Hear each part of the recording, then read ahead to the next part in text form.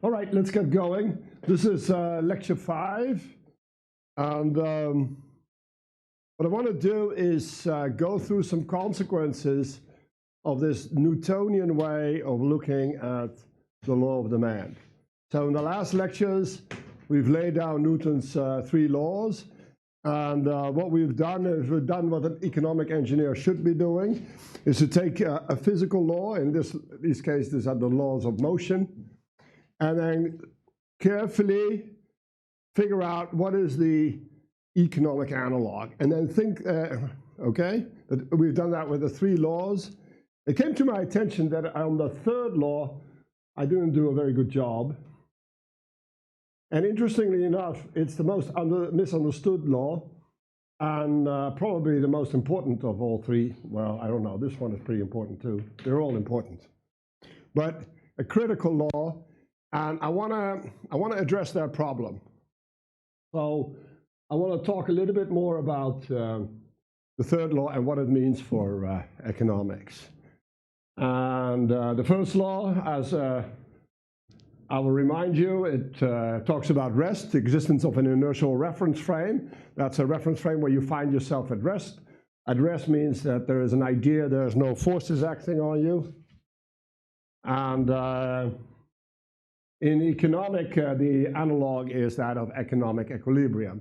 So you're just consuming or producing, you're bringing your goods to market, and you don't have the feeling that there are any forces acting on you. You're in economic equilibrium.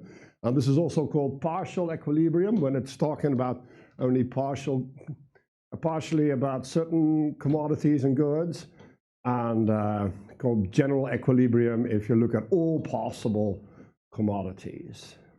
Okay? Now, Newton clearly states that this idea of equilibrium is for every dimension separately, right? So you can have, if you're here on Earth, there are 3 dimensions, and 2 of them are inertial, so you can just go every which way. But the 3rd one, the one that's down, is not, right? So you're accelerated down all the time. There's a force acting on you, and you feel it. It's the force of gravity. And if that messes up, you can't balance. So we don't live in an inertial reference frame. In economics, they tend to be a little more casual about it and talk about substitution effects and other things. We will have to always keep the mechanical thing in mind. So what we have in mind is that we have a version of economic equilibrium where we can isolate a single commodity and say, okay, we're at rest, either demanding or supplying for that commodity, irrespective of the other ones are doing. Okay? So that's the 1st law. The 2nd law is the famous F is m times a. So it says that, well, what if you're not in equilibrium? What's going to happen to you? Well, there'll be a force on you. That's kind of, and what does this force do? Well, you notice the force is that not your position changes, which Aristotle thought, but your velocity changes, right? You get an acceleration, and this acceleration is proportional to the force acting on you, right? So how do you know you're not in an inertial frame, you're not in rest? Well, you see the quantity, your velocity changing.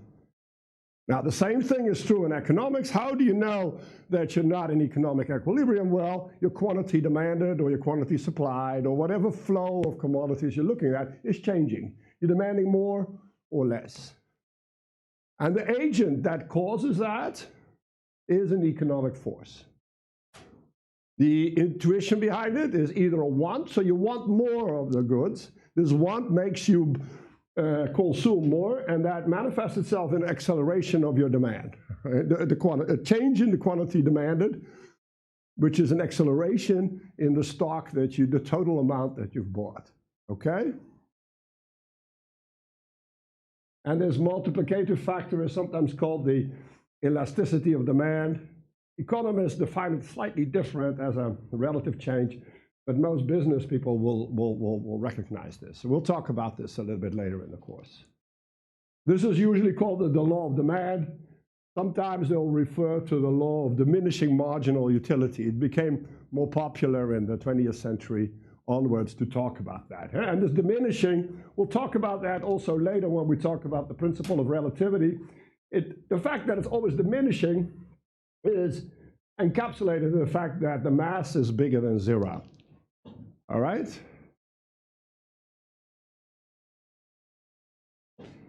Now, let me just make one more remark here. I made it many times. This is really the point where I feel economic engineering takes off from engineering, because actually Newton didn't say that. Newton said that the force is equal to the change in momentum. So for us, the wants or the efforts that you're supplying are equal to a price change, a price movement. Okay? So we at once get our dynamics from here. So economists, they may gloss over that. They may say, well, yes, okay, you'll get a price movement. We don't know how big it is, but at a certain point it will stop moving, and then we'll have economic equilibrium. So they'll say, well, we don't know exactly what this is, but in the long run, this thing will be 0. All right, and that's equilibrium. What we're doing here, what Newton did for us with this equal sign, he told us how to calculate the movement. Okay, so to look at price dynamics. This is, of course, essential if you're doing engineering. We're always looking at dynamics. Control engineering is all about dynamics. It's to controlling that. All right? So here's really a critical step that goes. Now, then comes the last. You see, what's still wrong with this? Okay, what's still wrong with this, saying, well, this is the case, it's some kind of flow. It still doesn't follow from here that you can calculate this thing and that this will then only be a function of time. Because you will integrate from some point, say 0 to t, and then you'll add this integration constant. All right. But what tells you that this integral here is independent of the path you take through your whole Edgeworth box to your whole space?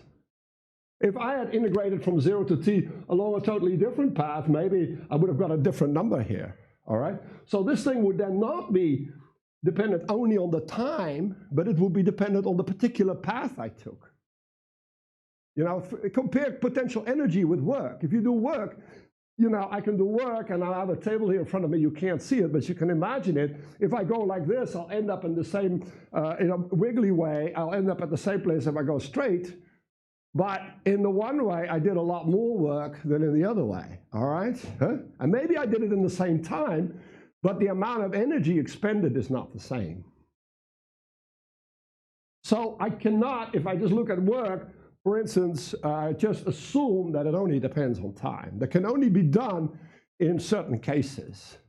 All right? Now, what you got to see is if this depends on the path, this whole concept of price is going to be worthless. You know, because you can't assign a price to something at a particular moment in time, like if you're on the stock market or you're this, you're that. It will all depend on how you got there. And if you'd done something else, it would have been different. Right? Another way of saying it, price would not be a state variable. All right? So if you're a control engineer, you want to look at your states. Your states are the description of the system that's valid at a certain point in time. And then you know everything there is to know about it, and with the equation of motion, you can predict the future. If this price is not a state variable, then momentum would not be a state variable. You couldn't really do anything. Okay? So at law 2, there's still something missing. And that's what the third law provides us. Okay? And this is what I want to do with the first hour of this lecture, is to really hammer that home. Right? It's essential. Okay. Now the third law is a kind of a subtle law. Normally it's stated in terms of action is equal to reaction or minus reaction. I've written down here. That's a little bit more precise. And you can see that Newton doesn't, he uses these words action and reaction, very different than he could have said every force has an opposing force or something like that. He doesn't do that. He kind of gropes around for something different. So the last time I did that, this analog, I instead of debit and credit, what I used was the idea that every want has to have an asset that balances it. And that's the way Marshall thinks of it, if you read through his book. Maybe also Adam Smith, although he talks more about toil and trouble and those kind of terms. But it doesn't drive home the nature of the third law. So I now prefer to think of this as a sort of accounting balance, that if you have a transaction, that every debit needs a credit. And I'd like to talk about this. So let's go to the next slide. So here's a book. This is the Principia. This is Newton's book, and it's lying on the table. It's on some stand here, probably at the some library over in Cambridge. Now, as you know, gravity works on this book, right? Yeah? Let me just draw that force in. This is the force of gravity, right? How big is it? It's the mass of the book, I think, times, right? Now, let me ask you, what is the what's the reaction force? Maybe somebody can tell me. What is the reaction force here? What is the action? You know that action is equal to reaction, so suppose this is the action. What is the reaction force? Does somebody volunteer this? Kunjan, you're looking really intelligent today. What is the reaction force here? To the, put on your microphone. No,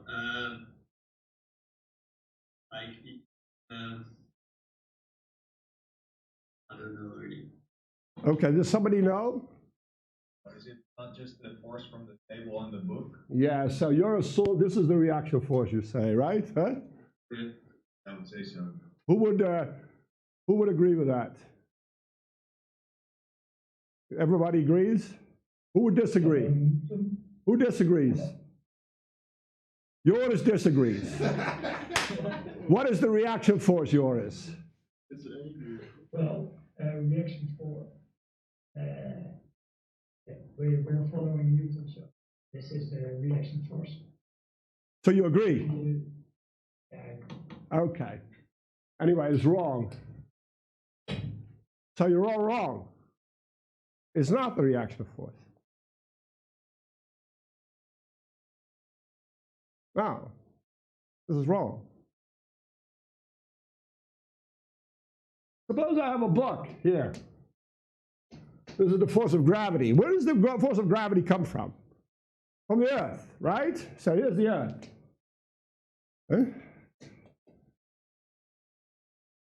Okay? So the earth pulls at the book with a force, say mg.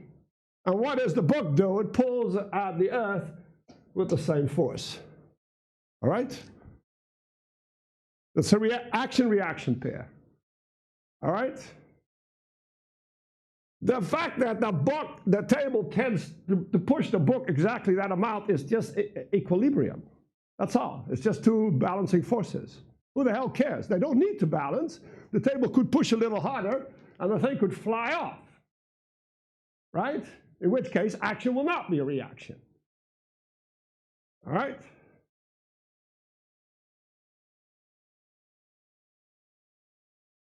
So the reaction force to the force of gravity is, see, the thing you got to see is forces come in pairs.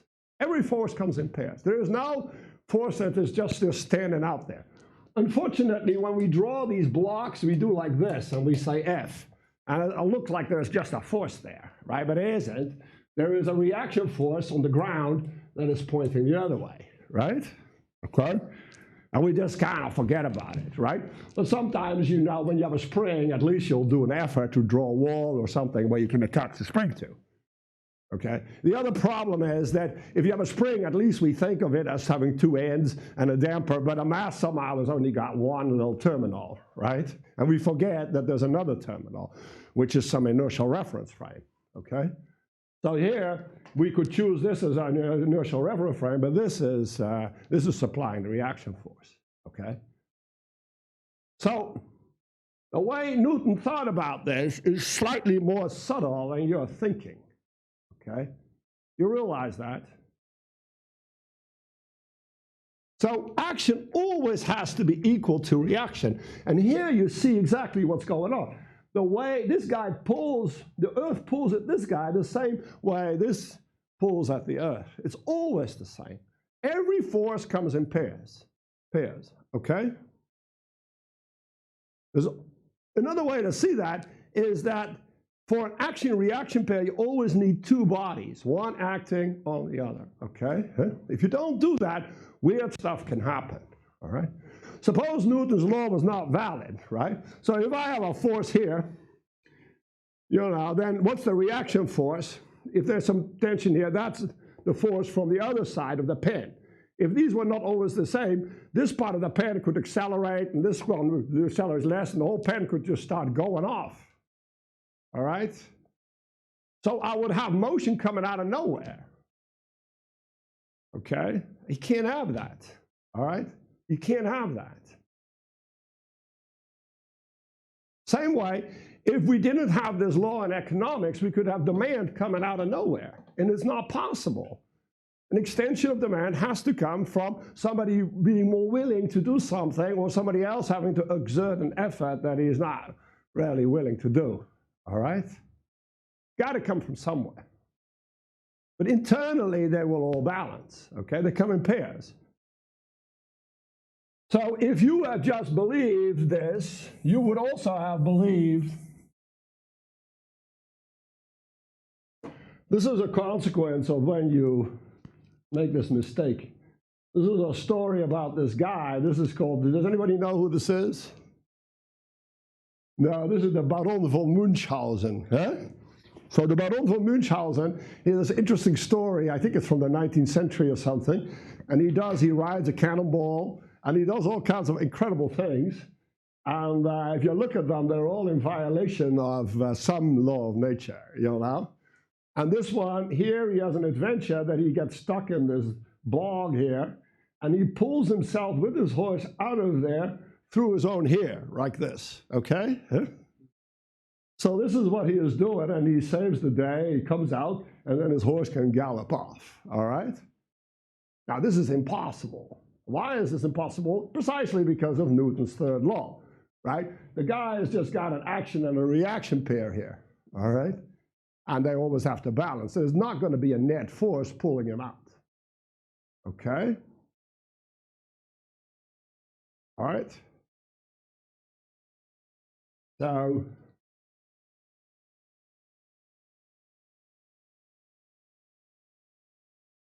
now the force of gravity is balanced by the Earth that's over here.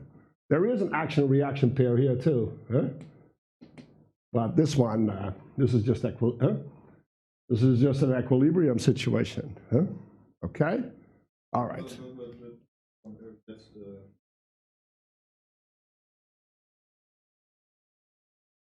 No, not really, right? Because it's, I mean, this one is a field, and it goes through the air, right? Or vacuum. Then this is a different set of balances. Suppose that there's another force here on the table pushing this thing away, all right? Huh? Yeah, but that can... No, you could just, yeah, you could, but there are other flows of forces. If you in the air, that the Earth will come towards it. Maybe a very little bit, that the heaviest the Earth. The whole point is if you take off the table away, the whole thing will still work. You still have an action-reaction pair. It's just the book will start accelerating towards the Earth. It doesn't matter. But you still have an action and reaction pair, right? You can't say, you know, so it's independent of that force. You know, it's all true, of course, if you work it through equilibrium, but the point is that the force that is associated with this, which is always equal and opposite, is the force from the book to the Earth. That's what you got to see, right? That one is always equal.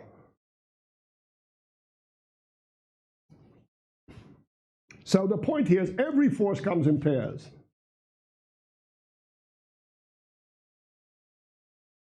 The way I like to think of force, yeah, look, we'll get to it. Let's get to it. All right, so let's now think through what this all means, okay? So here is this law of action, is Newton's third law, right? Now, if you have two wants and they balance, you know, what is a want? Well, you can measure it in like dollars or euros per unit of time, right? Per second. So let me just look at, multiply this by dt. So this is a small area, excuse me. Then this, the units of this is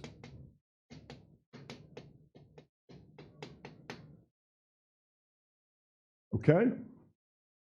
Now this one will have a reaction force, some other. Huh? So this is the action. It may have some reaction force. Has the same units. So what is this nature of these dollars here? Well, they are in a positive way, but at the same time, there's a negative thing going on.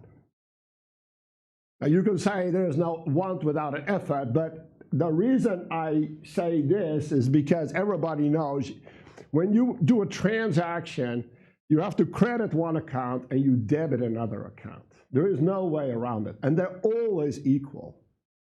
All right?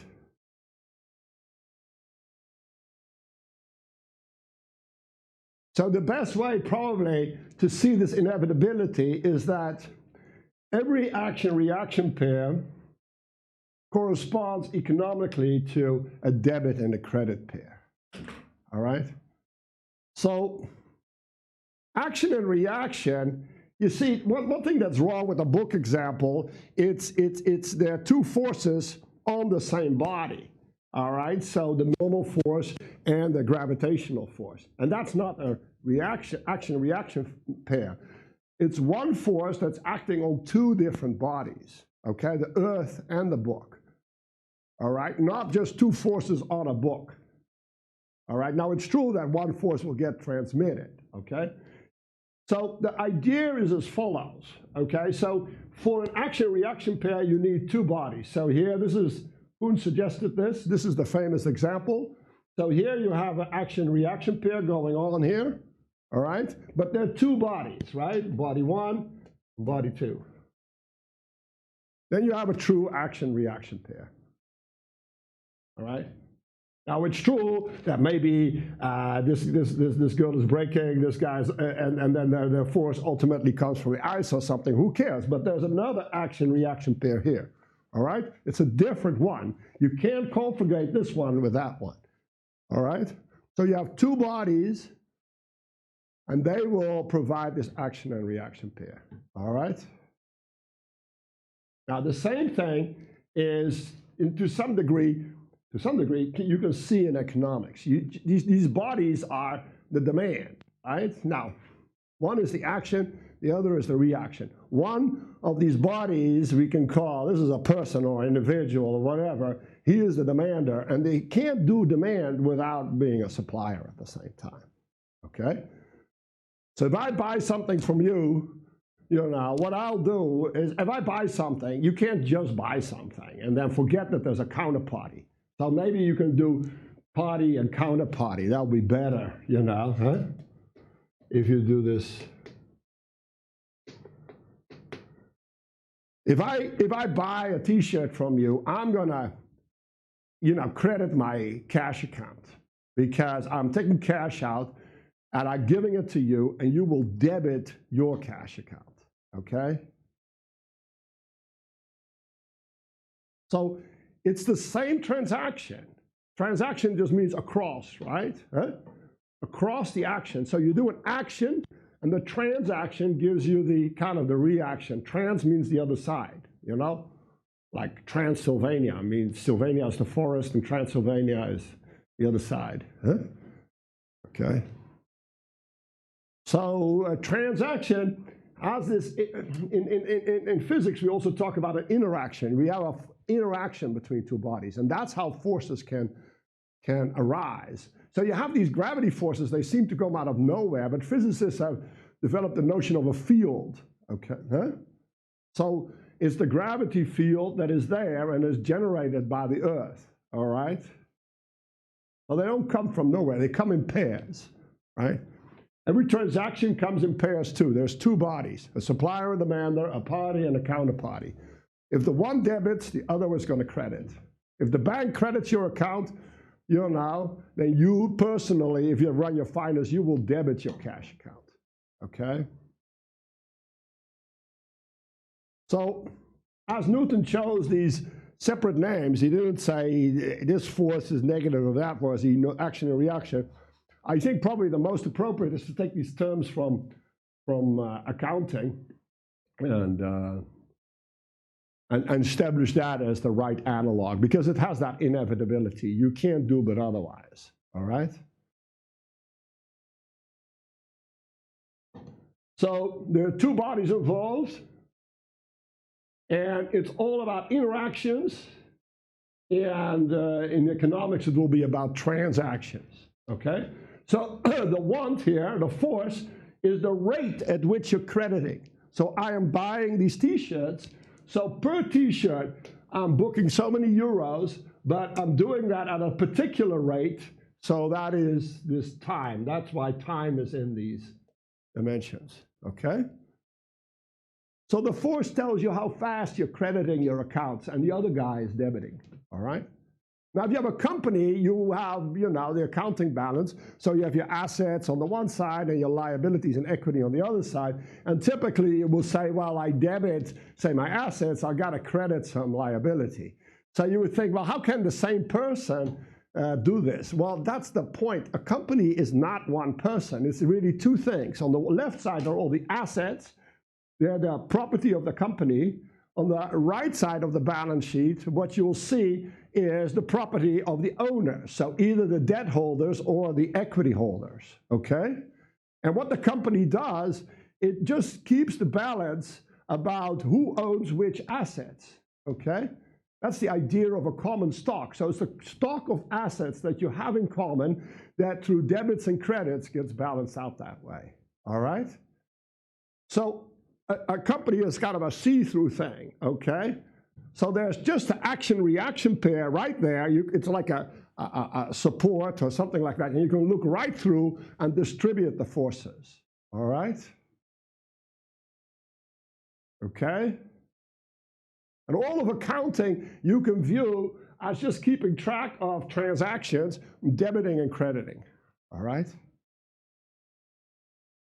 The third law just says, you can do accounting, all right?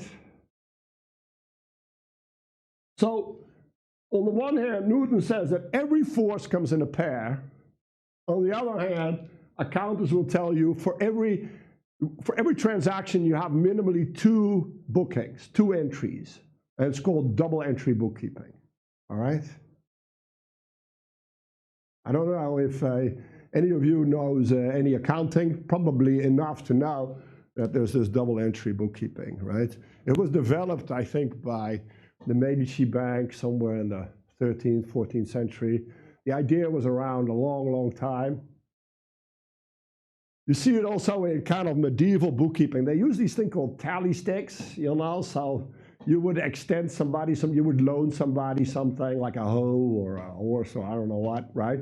And then they will take a piece of wood and then they would break it in two, and the big side would go to the stockholder. That's the one the word stock comes from. It's like the stalk of the wood, right? The root.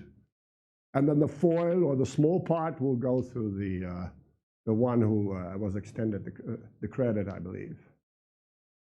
So it's also an action and reaction pair, all right? These tally sticks. Or a credit and a debit. Okay? So this was the graph that I did such an awful job with and got all kinds of questions from yours that he didn't understand. But you can see a little bit how you can translate, and you might want to do this at home. This is something you do want to try at home. How this situation of a demander and a supplier, if you take this to be supply, this side, and all this demand, then you can figure out how this is an action-reaction pair that would lead you to be in this equilibrium. So economists have this in mind when they look at a crossing of these two lines. It's not really possible to take an equilibrium like this with two masses, or and make a thing and figure out what's going on here. There's no real physical situation. This is more suggestive of what's going on, and you can see that this Newton's law is built into this thing. If you move the price a little bit, so this is really an FDT here, you can see that if you apply Newton's laws, that the one is going to respond with another. These are two different A's, right? This is the acceleration of this person, and that's the acceleration of this person. Probably the other way around, because she's probably lighter than him, so this gives her a slightly faster acceleration. This is probably blue here, and this is red. And action-reaction pair here. All right?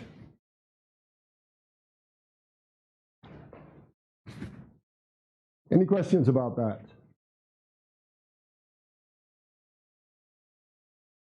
So one thing you should question is your uniform ability to get this wrong, right? So there's something, huh?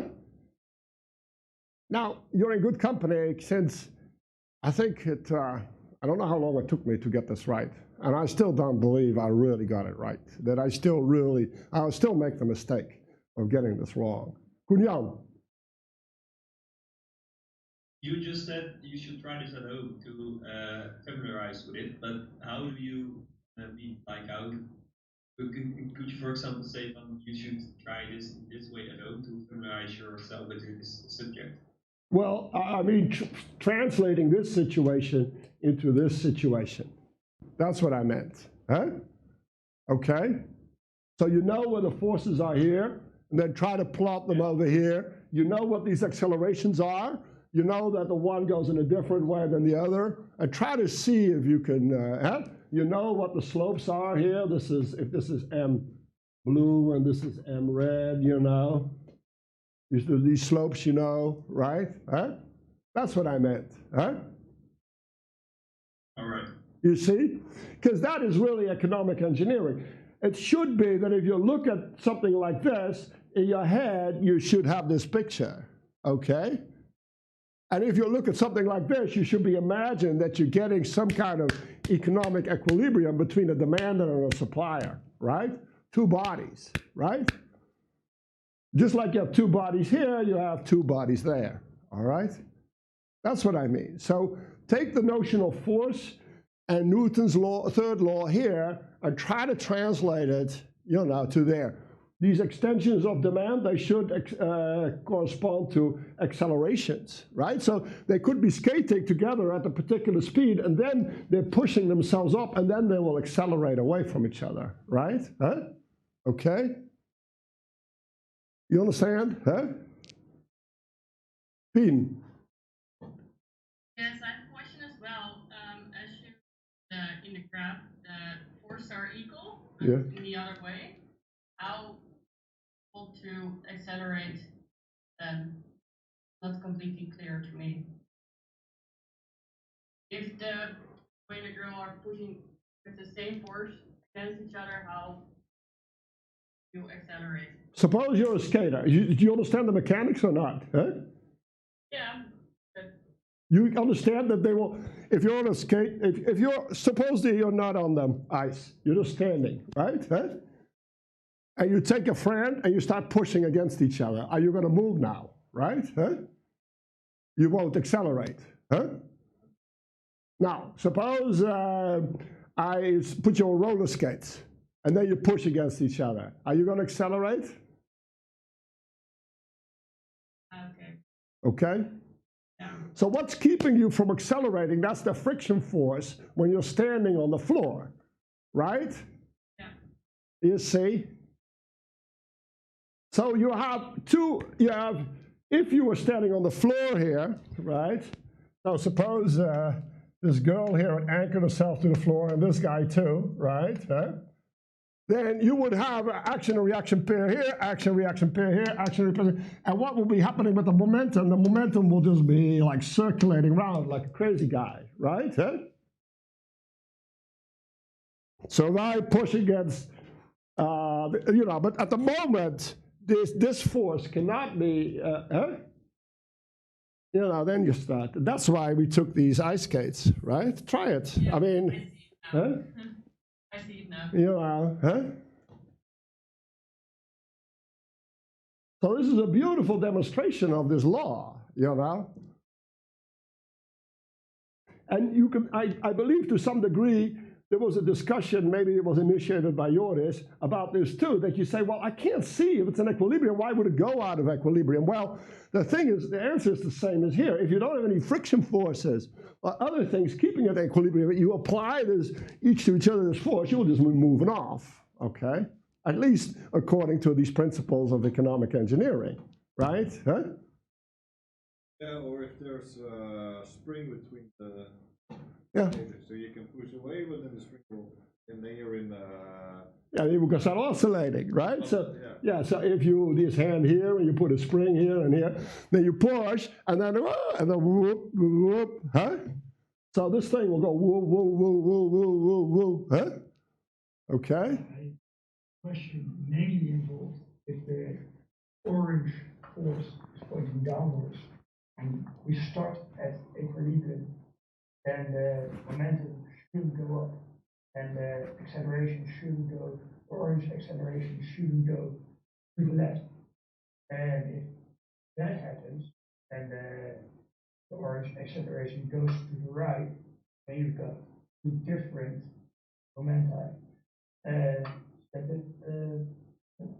Verifies multiple of momenti.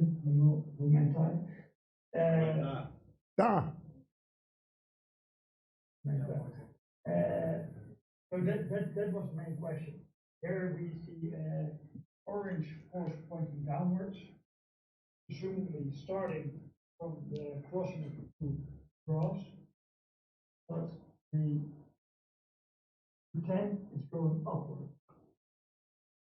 Okay, I want to come back to this. This is the principle of relativity, and then what is plus and what is minus, and what is credit and what's debit. I just took an arbitrary direction here, all right? Because you have to see that this one, maybe the price is negative, right? And here's the price positive, so it's a little bit unclear, this graph. And we want to take care of those little issues at the end of this lecture. But what I want to focus on is that if you make a price movement, look, economists, they read this graph like this. This is the independent variable. If you make a movement in price, then they're going to be the same for these or that. And they will lead to different extensions of demand, okay? Huh? All right? So there's the action equals reaction. However, the reaction leads to m times the m of the girl, huh? Times the acceleration of the girl, and this leads to the mass of the guy, huh? Blue, times the acceleration of the blue, but the forces are going to be, okay, huh? But this is different. You know, this equality here is nothing to do with action equaling reaction. This is just, you know, what happens to an unbalanced force, okay? Because the skates, they don't balance this force, and therefore you'll get an inertial effect, and it'll start accelerating, huh? So what I want to do here is just focus on the fact that if you make a movement here, that if you have indeed two bodies, a supplier and demander, then economists necessarily view these two motions as the same, but because they run these axes backwards, you know, it's a, you know, a negative of the other, all right? Huh? That's the message here. So don't read too much in it yet, okay? Huh? All right? Because I want to go through this step by step by step. You know, it's really important because, as you can see from your misconception that I shared as well, okay, for a very long time, huh? It's just all not so trivial, okay? I mean, this business of Newton's third law is just not so trivial. The only way I can remember it is by saying, and I'll get to that later, is that force is a flow of momentum, you know? So momentum is just stored in a body, and it can flow out. If it flows out to me, it has to flow in somebody else, okay? So that's what conservation of momentum says. It's like water momentum, it flows out and it flows in. And this is actually, if you read Newton, he talks about the inherent force and the impinged force. And maybe I'm beating something to death here that shouldn't be beaten to death, but the problem they had before Newton is that what caused an object to keep moving as when there's no force apparently acting on it, you know? Aristotle had taught them that the state of equilibrium is standing still, and then you throw a ball and it just keeps moving. It is as if it remembers that there was a force acting on it and somehow has made it inherent to itself, okay? And then the idea started to emerge that, that really a body or a mass is a storage of this force, okay? So that when you start throwing, that what you do is you take the force and you kind of, you store it into that body, and then that storage of force, and that's called momentum, so that's the integral of the force that you know, all the force is just a flow of it in there. It just kind of remembers that and it keeps going on forever, all right? Huh? So that's what he calls by the inherent force. It's just the force that went into that body, all right? And that's the only way. And then he has to say, well, it went into it, it came out of somewhere else. And that is the reaction or the action pair, right? So you see it flowing, and it goes through a pipe, and it has to come in from one side and go you know, into the reservoir, and then that's it. Huh? We'll come to this. Because for economics, this will mean the fact that you have credit and debit balancing this way, that you can define money as a sort of a commodity, okay? And that just doesn't disappear like that. That doesn't go, huh? Or come out of nowhere, huh? All right? Because these action-reaction pairs, these debits and credits, can make sure that the flow of money is preserved the same way as the flow of momentum is preserved, all right? I'm coming a little bit ahead of my story here. I find it all very confusing too, but you can see what I'm hoping you will see at the end of this particular lecture, that the full understanding of it is necessary to see how the economic engineering analog works, okay? So the message here is forces come in pairs. Every force, no, first sense of law, every action, one force has a reaction force, and prices come also in pairs. It's a possible, every debit comes with a credit, okay? All right. Let's see what I had on the next slide.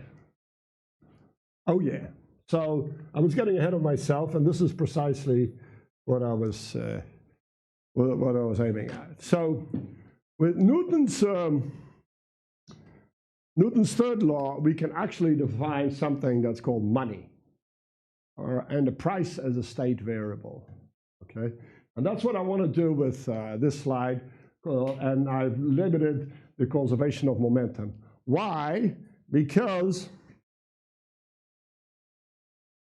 there's a law of conservation of momentum. So who doesn't know that? Who hasn't heard of the conservation of momentum? Right? Now, I'm not going to see any hands coming up. Huh? Does anybody know how you would prove this from Newton's laws? Can anybody remember how this is proven?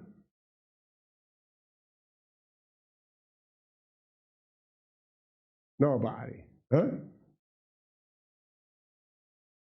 Where does it come from? Was it the slope which was expanded to infinity? Oh, the one that Galileo's experiment? Huh? Yeah.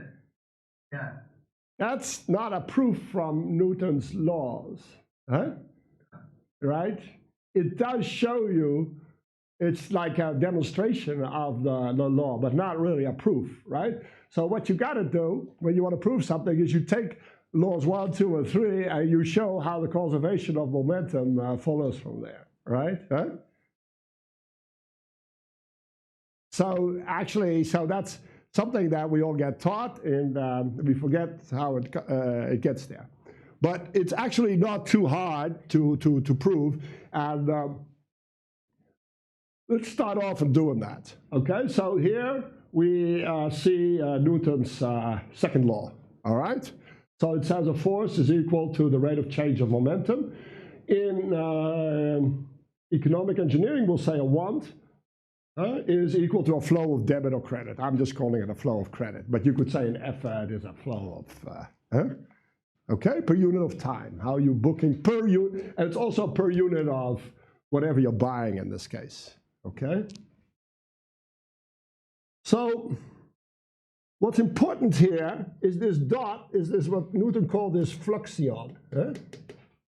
And flux is just, he wrote in Latin, is the other word for a flow, okay? Now, we have a tendency to say this is the time rate of change of something that we call momentum. But that's not the picture Newton had with that dot. His picture is that it's something flowing. So this thing is this thing standing on itself that's flowing, almost like you'll have some kind of faucet. And here is this flow of like water or whatever it is. And then you're collecting it in this bath. And this level here is P. And then this flow has to be equal to how this level here is changing, right? So this is this force. And then, okay? So this is what he's saying. All right?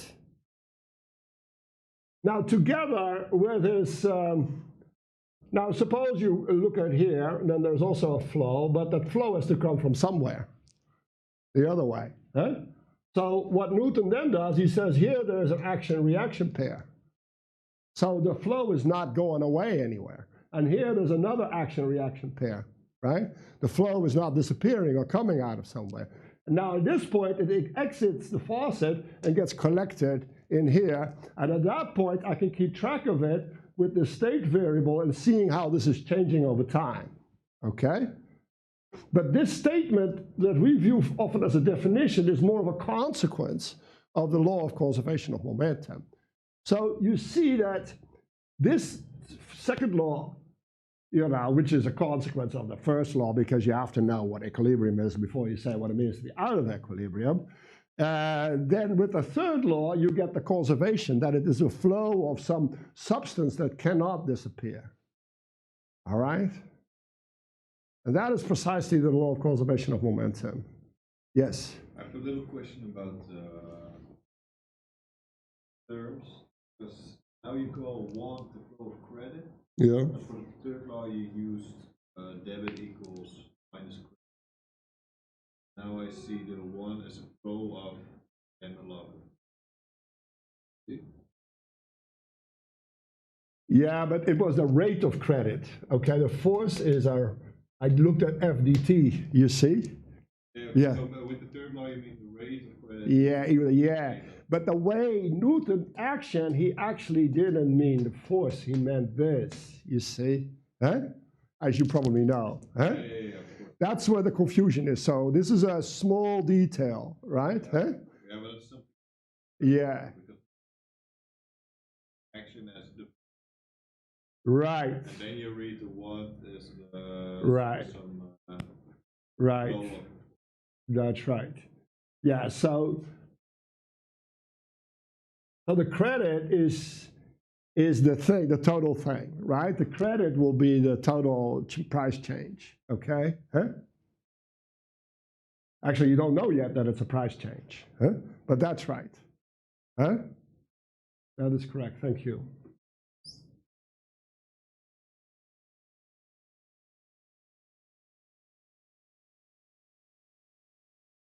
So these two laws together, they will tell you that now you can integrate this flow of momentum. So here, this is equal to a flux of momentum, and you can integrate that, so like you can integrate the level in your, the flow into your bathtub. And at a certain point in time, it will have a value, P of t. And its integration is just from where you started, say at 0, and then probably you have to add the initial level of water in your bathtub. Okay? I guess it should be. All right? So what Newton's third law allows us to do is to find this thing called a stock variable. It's an amount of stuff that we have. And we can keep track of as a function of time.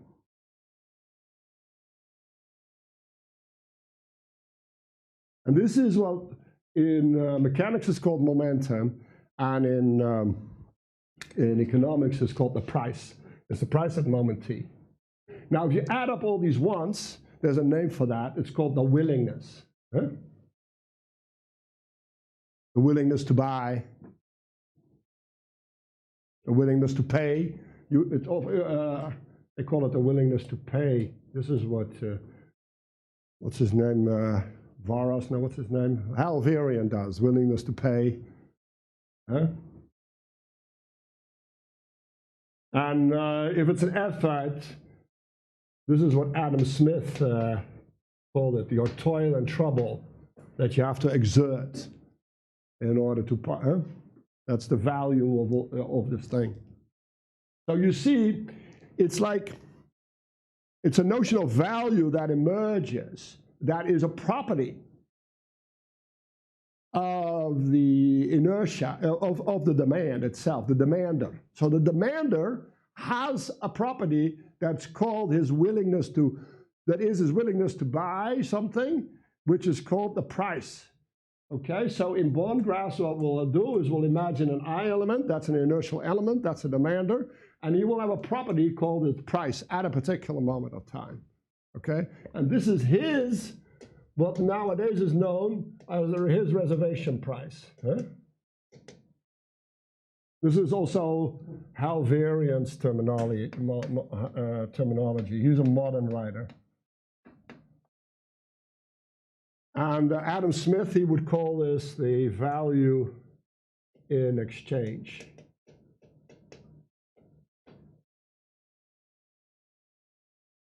So he talks about value, and the modern guys will talk about reservation. This comes from auctions, So in an auction, you can see how does a price get established? People start bidding, right? So every bid is a little effort you have to add on. Eh? No, I want it more, I want it more, I want it more. You bid, bid, bid. Bidding is just wanting, wanting, wanting until you want it out. Then you have your total willingness, which is equal to the maximum price you want to pay. And that is why it's called the reservation price. Okay, so this is the maximum you're willing to pay. All right? Okay?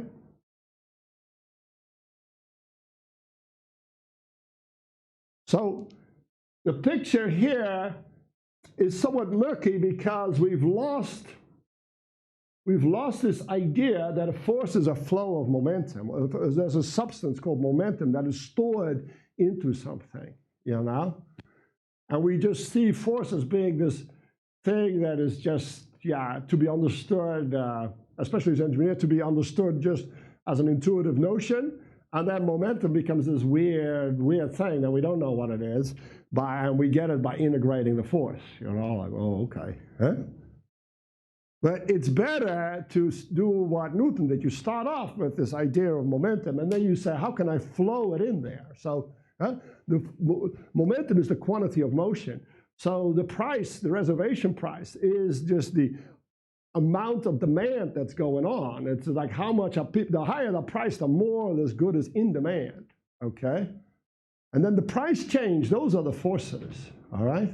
So the flow of the price or the flow of value, that's precisely the economic force. Now, even if you look as an engineer at a construction, I'm not such a good drawer of these things, but you have these, Gothic cathedrals, they're beautiful structures, and then they'll have some kind of, these builders, they have this challenge, you know, they'll have here some clock tower, I don't know what. Huh? This will be some Gothic archway, you know, with doors. And these will be these flying buttresses. Huh? Terrible drawing, right? Huh? Huh? Yeah, well, he comes from Belgium, so they're close to Chartres, so they know how these Gothic cathedrals look. But you know these things, right? With these big, huh? So this is so bad, I don't want to put it here. Like, huh? I should have had a picture, huh? So what's going on in that thing? I just want to give you the picture of force as a flow of momentum. What problems did these architects have? Well, gravity is pouring momentum into all those stones, right? We know that. Gravity is acting on the book. So it's pouring momentum in this book, all right? This momentum has to go somewhere, because if it doesn't, it's gonna, you know, as you pour momentum in, it's gonna accelerate. So the whole roof is gonna come caving down, right? So the momentum has to flow down to Earth. Now, if you build just a support with two pillars, you know, like the Greeks might have done, then the momentum has to flow like this to the right and then down the pillar. So you can see these flow lines, when they go around the corner, they all get crunched up, and that's where the thing will snap, right? So how do these Gothic architects change this? Well, they made the line smooth. Actually, they went along a hyperbola, you know? So you can see the momentum just flowing to the Earth in nice smooth ways, so you don't get stress concentration points. Stress concentration points where you get failure is where the flow lines of momentum are crunched up together, and they create a tension that causes something to fail. All right? All right, so you can see that this concept of a force as a flow is a really good one. Okay, you can explain constructions, you can see where the failure is. Also, if I push against this chair, thank you, and the chair doesn't move. If the chair moves, then I can measure the force, right? But now the chair doesn't move, right? But I still know there's a force, but you can't see anything. Now, if force is the flow of momentum, what's going on here? Well, the momentum is still flowing, except it's not being stored in the chair. It's just flowing out of the chair into the ground, back to me, and going around in a circle like that. And the harder I push, the faster it will go in a circle. Okay? Well, it's got to come back to me, otherwise I'm going to go. Not through your neck, right? Because if you. Yeah, so gravity, just so the Earth pulls to me with gravity, right? So it goes in a circle, goes to the Earth. And then the Earth, you know, back to your arms. Sorry? Back to your arms. Yeah, so if I push hard enough, I'll go up. You'll see me accelerating against gravity. So gravity is the thing that makes it make a circular motion. Huh? Yeah, but not necessarily. No. Sorry, it doesn't go through my legs. No, it goes through the nothing, right? Because gravity doesn't have to go through my legs. That's precisely right. Huh? That's right. No, this is a good point. I actually explained this wrong. So you're pushing. I actually had this in mind when I push like this, right? Then it goes through my legs because it has to come from the friction, right? But if I have this, it doesn't go through my legs. In fact, if I do this, my legs feel lighter because my weight is now taken over by pushing. This is how you can push yourself up. That's right. So it doesn't go through it reduces the flow. So in that sense, it goes through my legs by negatively going through my legs. What if you do your legs in the air? Would you try that? Yeah, it worked. Yeah. All right. Anyway, this is some fun we're having by looking at forces as a flow of momentum. But what's more important here and what's easier is to look at price as a flow of value. All right? So how does a price get established? Well, value has to flow into the thing. Okay? Now, what is this thing that's there and sitting there? We have a name for it, and that name is money. All right? That is money. It feels like it's a real thing. I got money. How do I have money? I just see a house, you have this. No, I got money, you know. It's just got stuff in which value has flown, right? I have this I have this piece of gold bar, or I have something on the bank account. What's this thing in the bank account? It's just a number. It's money because it flowed in there and it can flow out. It's this value, right? So for kicks, I put in here an analog to just position, all right? So the way we define velocity is a change of position, right? So for us, the quantity demanded is the flow of a commodity. You can see the quantity demanded as the flow of a commodity, okay? So you can think of velocity as a flow of position, all right? So this is entirely analogous to this. A force is a flow of momentum, a want is a flow of price, all right? And a velocity or quantity demanded is a flow of a commodity, all right? Now, how do I get my stock or my position? Well, I'll just integrate out this velocity, okay? I may have to add some velocity or stock at time 0 here, all right? That depends if I go from 0, huh? And then I get what? The stock at time t. So there are the total acquisitions I made, or if it's negative, dispositions, right?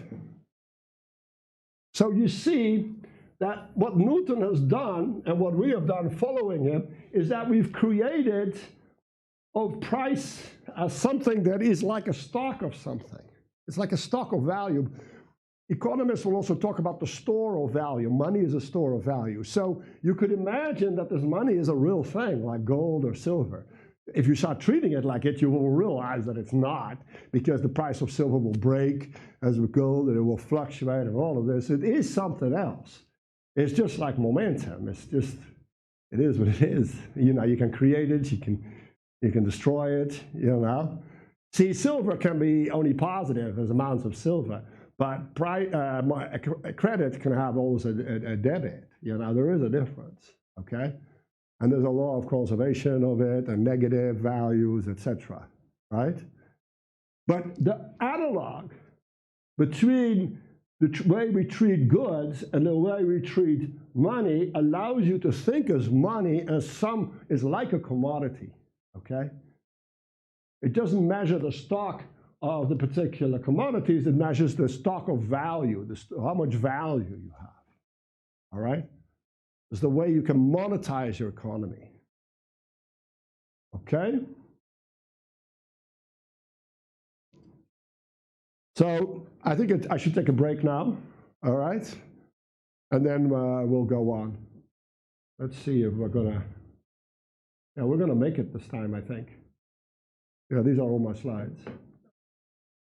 Yeah, I really cut it down. I really cut it down. I think, huh? Yeah, I still hope we're gonna make it. Huh? Some risk. Let's start the recording. Yeah. So this is where we took off. Conservation of momentum. So what I'm doing now is I'm going through, until the rest of the lecture, I'm going to go through several consequences of Newton's laws and discuss what their implication is to economics, or at least to economic engineering, the way we would like to look at economics. And the first of these I'm looking at is the idea of conservation of momentum. So it's one, you can prove it using the second and the third law. Second law tells you that momentum is a flow of something. Third law tells you it's a conserved flow, okay? It is a substance that cannot disappear or appear out of nowhere. That's when we talk about in physics of a conservation law. So the idea of the substance that's created that I wanted to show here with an analog to a real substance. You can think of this as charge for all I care, and this is a current. Allows you to think of price as a stock variable, or a state variable, we would call it. Okay? And allows you to think of price as being measured in something that we might call money that cannot disappear. So if it goes in, it has to come out. For every credit, there has to be a debit, okay? So a company in particular doesn't own anything itself. Everything the company has is owned by somebody, either a bondholder or a stockholder, all right? All right? There is either a bond with another party or the other party contains part of the stock, okay? That's why it's called common stock in English. It's the stock we hold in common, all right? So it has to flow in, it's got to flow out. Huh? This is the emergence of money that we can see here. Now, at the same time, it will, can you put the focus on my beeper here?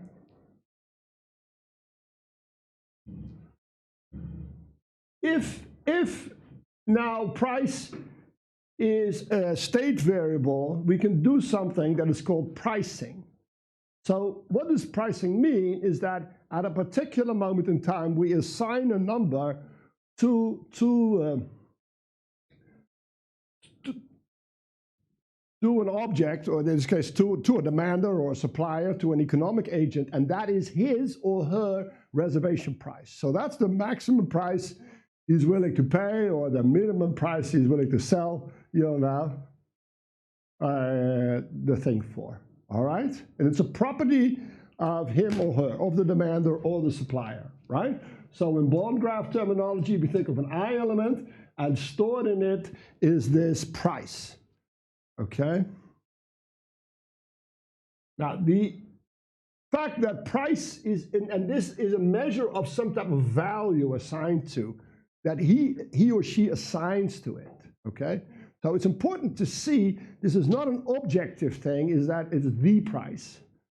That may be an equilibrium price or something else, but this is really the price of that agent, that economic agent. Just like momentum is always the momentum of some body, some physical body, a massive body. There's not the momentum. Every body's got its own momentum, okay? And this price gets established by adding up all these watts, okay, or efforts.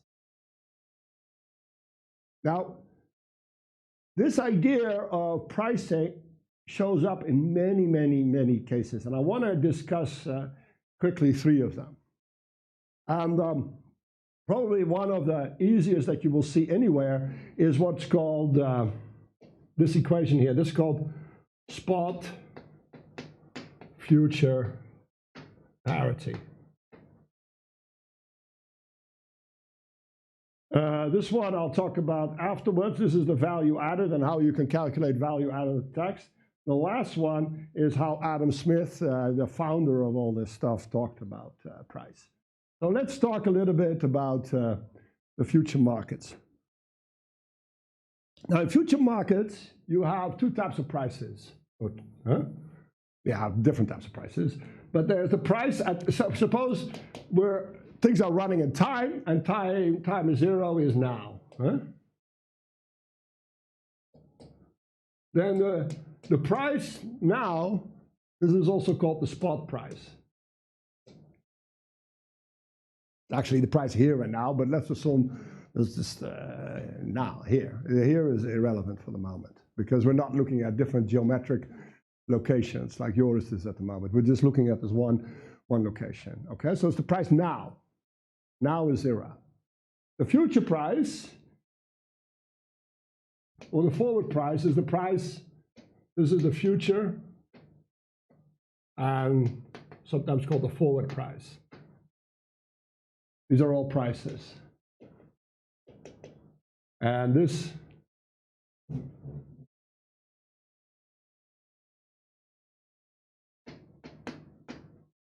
okay? The assumption is that this time is bigger than, is in the future, right? T is bigger than 0 because 0 is now, right? Now, question. How do you determine this future price? Does anybody know? So you have corn now, or oil now is so much a barrel, and then you have corn for December delivery.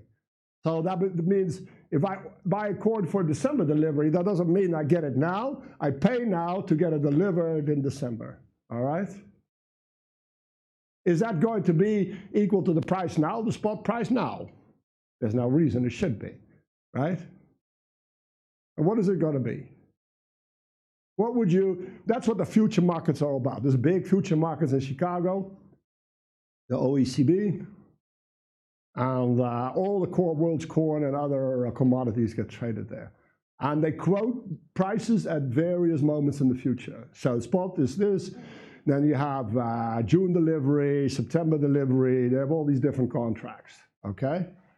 Now how would you determine this if you're a trader on the future markets? Does anybody know? What would you say? Yeah, yes, yours? It is down there. Spot price plus cost of carry. Yes. Okay. It is down there, and that is the right remark, right? So if I haven't put this here. Also the interest rate. Yeah, but that's part of the risk-free rate. Yeah, it's usually part of the cost of carry. The risk-free rate. Yeah. Because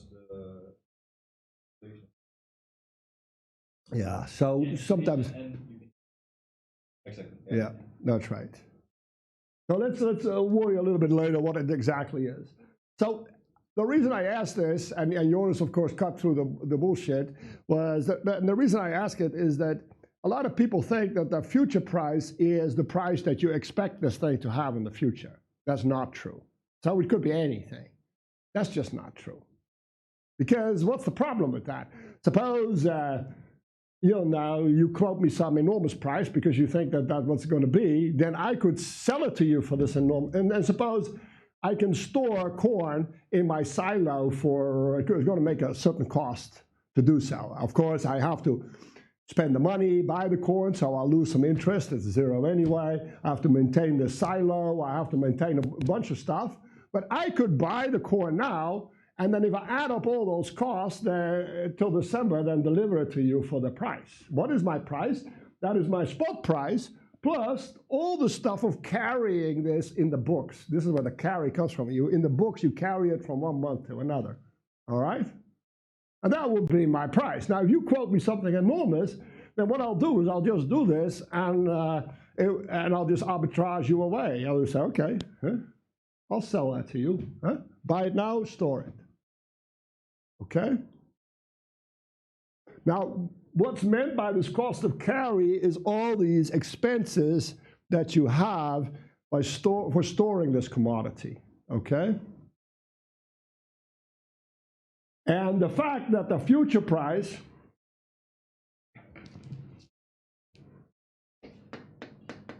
is equal to the spot price, this is called spot future parity. Now, what is this called? Yes? This assumes that this is the only moment the corn, in our example, is produced. But it does not take into account that maybe I'm storing in December the very end corn, and the delivery date is in May, harvest season. That corn is just like water, cheap as air. It takes everything into account. It just says that this is always the case. Now, the cost of carry can be negative, it can be all kinds of stuff, all right? But this is the way it's calculated, all right? Okay? It could be that it's super convenient to keep it, and that the cost of carry is really a benefit, and that's called the convenience yield then, okay? Because they quickly realize that you could have the opposite, and that's called backwardation. To explain all these effects will get us too deep in the future markets, which I want to get out, okay? But I want to focus, which I don't want to do. I know you have an interest, and what I want to do is just focus on what a simple formula like this is saying, okay? And this force here, or this one, could be anything. It could be an effort, where this is the example, and this is called normal. This is called contango, I believe. I always get them confused, okay? Sorry? Normal is the future price converges to. Yeah, in both cases it does. Backwardation and contango. Yeah, right? backwardation goes. And it goes from high to low. This is backwardation. Here's price and here's quantity. And this one here is contango. That's how I remember it. It goes up. But let's stay away a little bit from these future markets because I wanna finish today. All right, I'm not gonna get derailed this time. I have 2 more slides and they're gonna go out because I made a promise. So either way, you talk to any sorry. Then the upper limit. No. The price of t is seriously. The momentum at time t is equal to the momentum at time 0 plus the integral from 0 to t of the force. This is just a fact, okay? All right? So the price at moment t is equal to the price at moment 0, spot price, plus the integral of all the wants and efforts, okay? Right? The way the lingo works is the price at t is the futures price, the price of 0 is the spot price, and the cost of carry, the total cost of carry is this integral, okay? That's all I want you to see, all right? And this is called spot future parity. There's a name for it. And this is the bedrock of all future and forwards trading. Every future price gets established this way. The problem is, of course, in figuring out what these costs of carries are going to be. They can change, they can do this, they can do that. I mean, there may be so much corn coming on the market that people don't know how to store it in their silos, and there's, all kinds of mess, right? And this is a separate thing, right, that somebody could model here in the economic engineering group. But the take-home message you got to get is that Newton's way of looking at momentum is the future market's way of looking at future prices, okay? All right. Go to the next example. There's hundreds of these examples. I just put 3 here. The other example is what's called the value added. This is extremely popular with governments, especially in Europe, all over the world actually, right? Because they tax it and they call it a value-added tax, all right? So what they do is they look at the price to the consumer as a sum of all kinds of value added to the thing, as it comes from absolutely 0, or maybe some initial value when you extract it from the ground, you start adding value to it. And each stage of the adding value would be a part of this integration here. So the production and distribution costs, this is their terminology. If you look up the value added tax, they say, well, these are the costs of production and distribution. So whatever happens is some cost of producing, making a step, or distributing, going from a wholesaler to a retailer or whatever. This adds value. Whatever it is, you add them all up. That's the consumer price. Maybe you have to add some extraction price, from the ground or something, okay? Because you got to pay somebody to get his coal out of the ground. Who knows? Or it is free. All right? So the entire value-added tax scheme works this way, by being able to keep track of the price, the consumer price, as being made up of a sum of individual additions. Okay? Now you can worry where they come from, how they know that, what it is. That's separate for when you make a model as a student about the value-added tax scheme. The fact is that this way of thinking about price, I'll just put this in here, but it doesn't matter, is what underlies this, okay? This notion of value. And you see again, conservation of momentum or conservation of value is important because there are these schemes to gyp the taxman. They have these missing, the missing trader scheme, I think it's called, okay? So they do these interactions and then all of a sudden somebody's missing. So the momentum kind of flies off into nowhere, right? And then all of a sudden the government has to pay you back VAT, all right? So what you do, it always centers around not having this integral being dependent on the path, not independent of the path. So what happens is the price becomes dependent on the way you do it. You walk around some missing agent, all right? So all these VAT tax evasion schemes, they are violations of the third law, okay? Somebody is not getting credited. That is being debited. Huh? I think the most famous one is called the missing trader scheme. I don't know, do you know about these things? Does anybody know about these VAT tax evasion schemes? Huh? Yeah, you can look it up. This is about, Kunjan, this is another thing you should do at home, all right? Huh? So look up, I think in Wikipedia we'll have an article on it, you know, VAT tax evasion, and then figure out, there's a long article, huh? And then you can figure out, you know, what part of these laws they're trying to violate and why it can't work, because if you keep evading it, somebody's going to blow, somebody's paying this. It's the government in this case. And at a certain point, they'll just go bankrupt and they'll tell you, hey, you're illegal, and throw you in jail, right? Huh? And then, of course, ultimately, you know, we as taxpayers pay, but somebody's paying, okay? Somebody's paying, according to Newton's third law. Okay?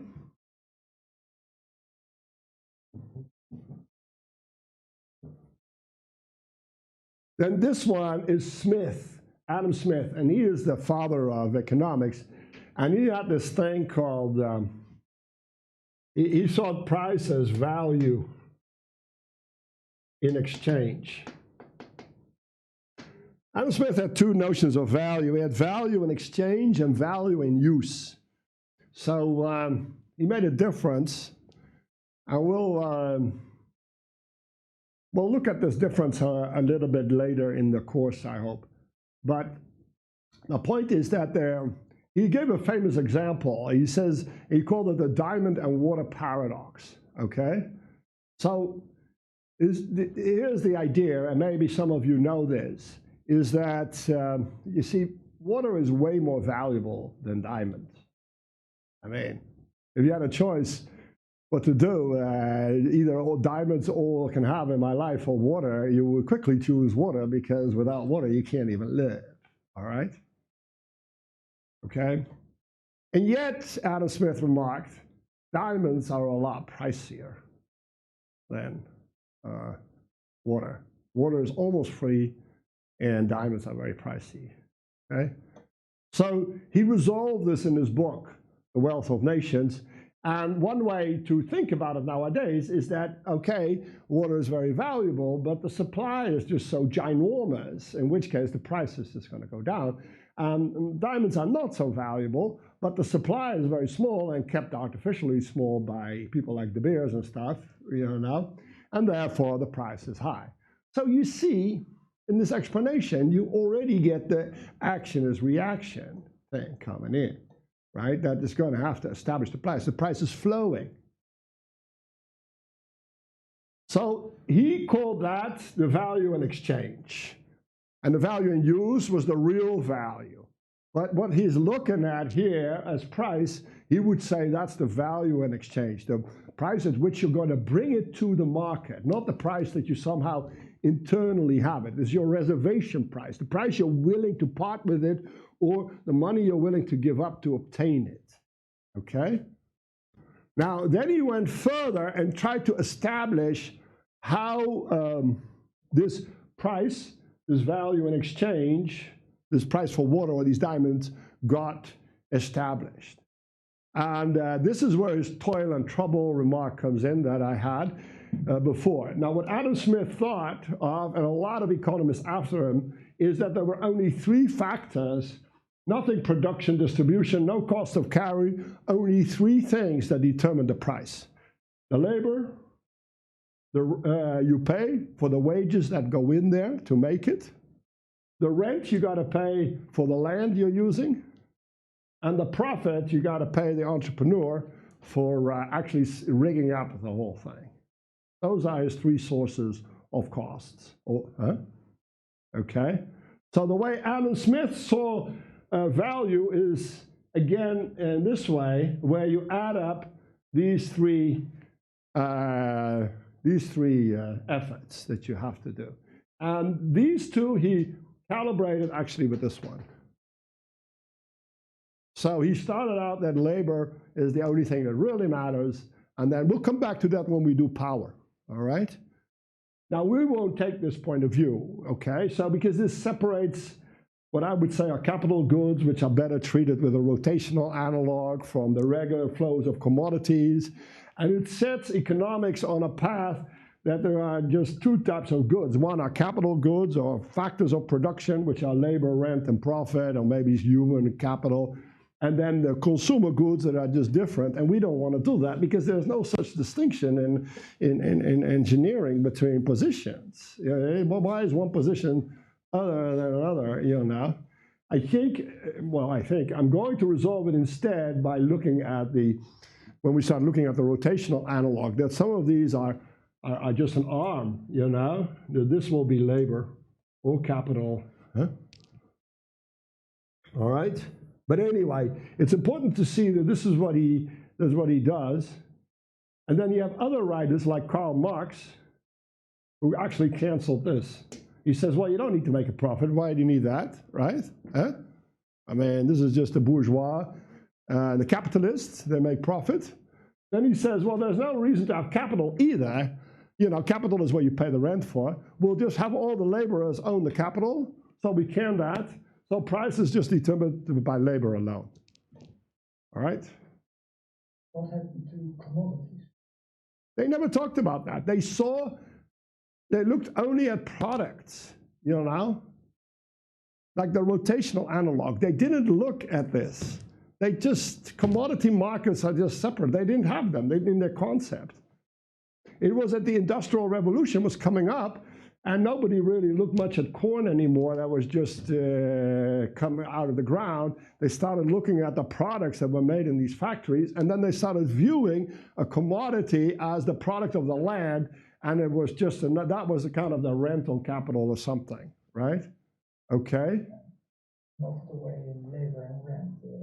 Yeah, so we don't, you see, finance, of course, doesn't take that approach. They just look at the commodity markets, just look at commodity, and then nobody cares about capital, right? Huh? In fact, the only notion of capital they have is inventory capital. It's just a bunch of commodities you have in storage. But the economists don't think of it that way. So they have these growth theories and production theory, and there's this big distinction made, okay? But right now, rather than getting into the how and why, all I want to say is that whatever it is, I mean, you may disagree with this, but there may be cases where this is right. Ultimately, you're just doing this, right? And yeah, Marx is, all right. I mean, it's a little bit myopic to think that the only thing that is important is labor. I mean, especially when the machine can do the labor. I mean, then what are you really doing? Huh? So ultimately, those ideas failed. You know, it took a little while, right? But communism or Marxism that's built on this, there's a lot of other forces than this one force, and you're just ignoring them. And yeah, you know, that's the reason it won't work. Okay. All right. So I think this is the end of this slide. So the important thing is that what Newton's third law and second law, or the Newton's laws do, is give you an idea of what money is as a way of measuring value, right? And a way of doing the pricing, right? What is the price of something, okay? You should be careful because this is just one notion of value.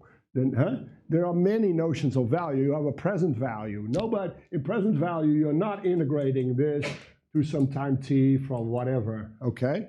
In fact, you're doing the opposite. You're going from 0 to plus infinity of something, and then you multiply by something else, and you know, huh?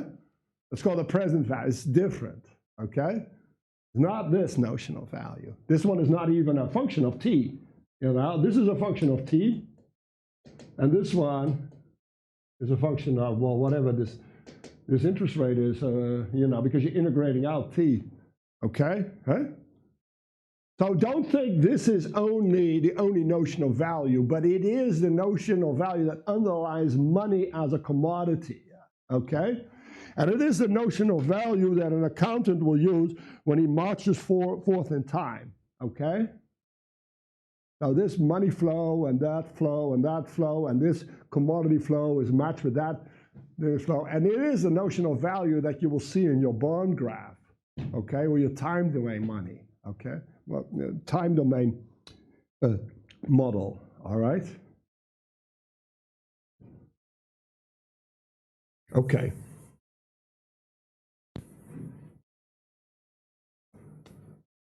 Let's move on. Oh, yeah. Oof. I may not be able to hold my promise. Huh?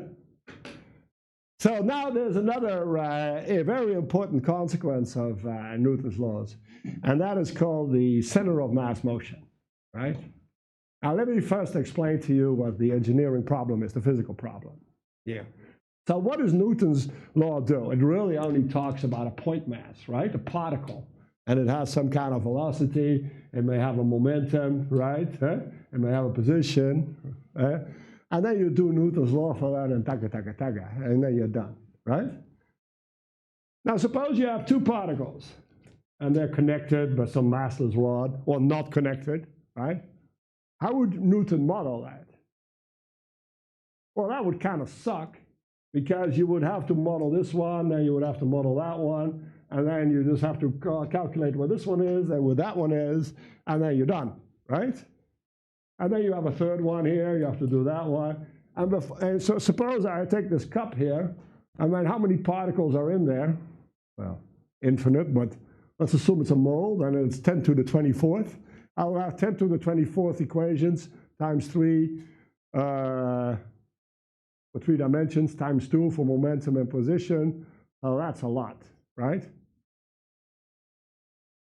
It's impossible to use. It's totally pointless, Newton's laws. Yeah, sure, you can use this one point. Yeah. And even that doesn't work, because they started looking at a particular point and it didn't follow Newton's laws. It had some quantum laws and did something quite different. Okay? Now, what's the point of all of this? Now, here's the point. Suppose you have a rigid body. Now, what do you mean by that? You just have some potato, and you have all these points. Huh? So what is the motion of these points? Well, you can calculate the forces and the momentum, and you can add them all up, and you have some enormous equation. You know? But if you then go what the net effect of all this is, you will see that by Newton's third law, any forces between these are going to cancel. So when you add everything up, enormous amounts of stuff is canceling here. Right? The only thing that isn't canceling is how a particle like this, a force here that has a reaction force, say, with the Earth here, those ones are not going to be canceling, because the Earth is not part of your rigid body. So the gravity force won't cancel here if there's a gravity force, okay? If there's some electric force, that one won't cancel, because it doesn't have an action-reaction pair, all right? Now, if you work yourself through this, you will see that when everything is said and done, if you've done all your calculation, that this body will behave as if it's a point mass at the center of mass, and have some center of mass velocity and some center of mass momentum, and that is the total mass times this velocity. So the whole thing, and then you have F center of mass is m the acceleration of the thing, center of mass. So the whole thing starts behaving just as if it's a Newtonian particle. You are ignoring, of course, how this thing is rotating, how it's going like this, and all this stuff, right? Huh? Okay. So the thing scales up. In fact, it scales up better than it scales down, because a planet behaves really nicely according to Newton's law. These little quantum particles, it really breaks down, okay? So this is important, okay? Otherwise, this whole set of laws will be totally useless, all right? This is called center of mass motion, and this is what you do, right? If you look at a motion of Earth, you look at the center of mass. All right. Now, if we are looking at demand as a Newtonian mechanist would look at it, then this has an analog in economics. Right? So in economics, we can also identify just a one location of demand. This is just a point particle. And typically in micro, you would think of this as an individual. Here it is. Huh? But it could be a firm. Huh? But I don't even know. It could be half an individual. He's got a split personality. What do I care, right? Huh? It's just an atomic center of demand. Everything is a composition of these individuals or half individuals or whatever it is. It's elementary sets of elementary locations of demand. All right? So the economists make a distinction between an individual demand and what do they call market demand. So it's the entire market. Huh? So an individual has a demand curve and he wants to buy less, but the market does too. You know, it has a supply curve where here are some suppliers that have low cost and here are the suppliers with high cost. That's market demand. But every individual supplier, we assume, has his own demand curve, and they are aggregated in this way. But the aggregation goes exactly how you would look at the center of mass. In any case, if you take an approach as an economic engineer, it would have to. All right? So the point of Newton's laws is it just scales up. All right? And the point of economic engineering, the I element here, is that it should be able to scale up. You have no choice but to just sort it out that way.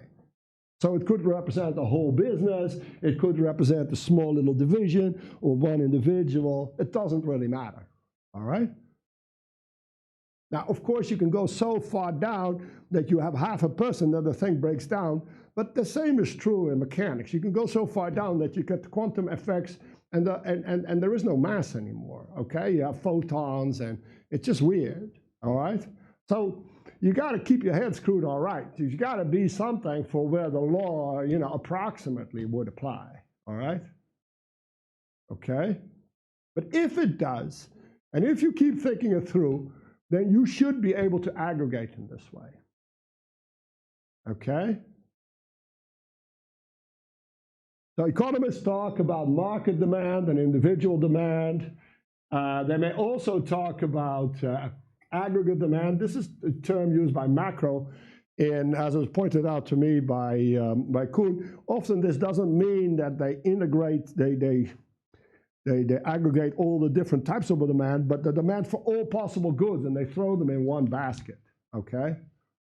That's a little bit different. That's more got to do with entropy and things like that we'll treat later, okay? So when I look at, I just put this picture from the internet somewhere, and this is called an Einstein solid, you know? So this is how Einstein looked at mass, you know, in center of mass. As you know, in a more sophisticated treatment, this will be equal to energy, but we're not going to get there. You know, we'll just assume this is mass. So what Einstein assumed is that a solid contains these like little pieces of inertia are connected by springs. So here you can imagine there's all this demand here, and they're connected with some kind of spring. We'll talk about later what the spring does. All right? Huh? So this thing, what will be happening, it will be moving, you know, its center of mass is here maybe. Let me not use.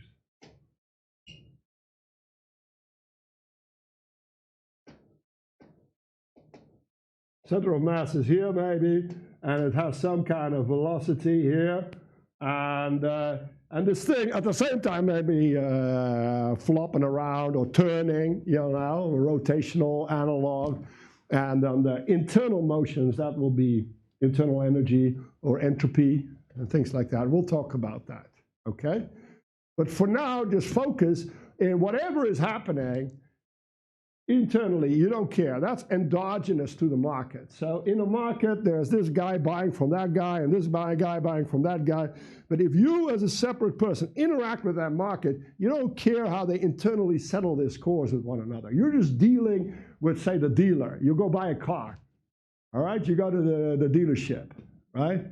He buys your car. The fact that he immediately is buying this car from, you know, in some kind of order book from the factory or something, you don't care about, right? Huh? This is all the internal action equal reaction pairs. You're just interacting with that market, okay? It could also be that this market, the internal forces are very loose, like you have a gas and you just come in and you point, you start hitting off the particles one at a time, you know? This will be more like a competitive market. They're all like going through each other, and it's like, you know, throwing your hand through their rigid bodies where they're very tightly connected. They immediately trade with the other and the other so that the momentum has to distribute. So the price can get immediately to the other guy. Everything goes very fast, all right? So you can do a research in these things, how different market corresponds to rigid bodies or gases or things like that, okay? The upshot is, whatever it is, you know, whether they're this way connected, very tightly connected, just a loose thing will get, they all have a center of mass motion. They can all be from far enough away, you can represent it as a I element, okay? Thanks to Newton's third law. Because if it didn't hold, you could pull yourself out of the bog by your hair, right? Because this force would not have a reaction force, and you could just go boink, huh? You get out of there. So the market could somehow create value out of nowhere. It can't, huh? It has to come from the outside. Okay. So I got 5 minutes, huh? And I wanna finish this here on the principle of relativity. Now, in the beginning of this lecture series, I set out to get a demand and supply line into this F is M times A and P is M times V kind of framework, all right? But demand and supply has got these two things, demand and supply line are different, and we just have one thing, a mass that has always positive. It looks like this mass is negative and this is positive. What is going on, okay? Now what's going on here can all be resolved by one principle called the principle of Galilean relativity. Galileo had figured it out beforehand, but Newton, he puts it in as a corollary of his equations of motion. So he can prove that it happens to be the case. The principle of relativity says that the laws of nature are not dependent on the speed at which you go, right? In economics, it would say that the laws of economics do not depend on the actual amount of the quantity that you demand. So you can draw this graph and don't put any units there, no zeros, nothing. This is a valid law, right? Now, this is kind of funny that this will be the case, but we all know it's the case when you're in a train and you're going at constant speed. You don't really know what speed you're going. You can look at another train, you don't know if it's moving, you're moving. It's just a fact of life. And apparently it's also a fact of economic life, that if you're consuming, you just don't know that you're consuming this. I'm just breathing this air. All I'll notice if I have a little bit too much or a little bit too little, right, of what I want. But I'm just cruising at this thing. And I don't know, some people need a lot of air, some people need little air, you know, some people need a lot of fluid in their car. It doesn't matter. I don't notice, right? Huh? So the actual amount of the flow doesn't matter, all right? It's the change that you need a force for. You need to change your wants. You need to change your efforts, you know? Now, in fact, you can immediately derive this thing from here, because what is A? It's, yeah, dV dt, but you can add a constant to this. That's dV, say, minus V star over dt, because dV star dt is 0, because this is a constant, right? Huh? So this law immediately says that, you know, the integration constant cannot affect it, okay? I'm not going to make it. So this is how Newton derives the principle, okay? And this is what you should see in economics too. If economic force is a change in consumption patterns, then the actual level of the consumption patterns cannot matter, right? All right? We're only looking at changes here. So if you look at the quantity demanded, you really should not do that. You should look at how much you are over some kind of amount that we all agree is the zero amount or the standard amount. So something we call the excess demand, right? And it has two components. One is the excess of the quantity I demanded, which is maybe the oversupply here, okay? And the other is that we calculate, we let, well, this is the first thing. So then I'm not going to make it. This really sucks. I knew I was going to make this, but I'm not going to make it. So I'll have to give up. But I will finish this next lecture. But the whole point is, you can go through these slides, they're in there. What we want to do, let me just say what we're going to do. We want to go to a figure like this, okay? So one graph for both demand and supply. And what is going to happen out of this principle of relativity is that we can add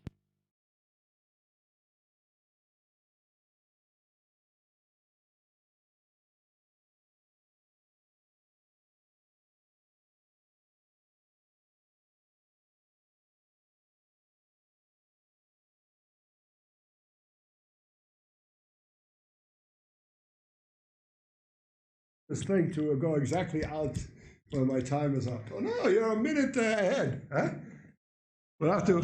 We have to add some handicap time of 30 seconds.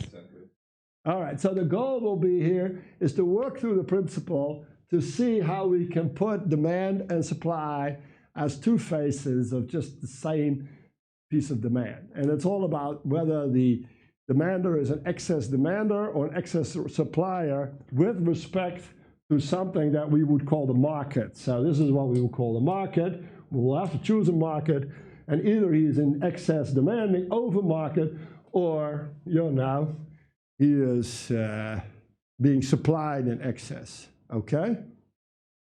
All right? And we'll walk through all of this, and we'll get to this idea of Adam Smith's natural price, a price spread as being the only thing of importance, or the equilibrium price, or all kinds of things, and we'll show how this relates to the way we should treat the I element as also having two poles, just like a spring, a left pole and a right pole, or a left pole or a right pole. Okay? So, the principle of relativity will be finished off, and then we'll dive in earnest into energy and the economic surplus. Okay? All right. Now with that, I bid you all a farewell.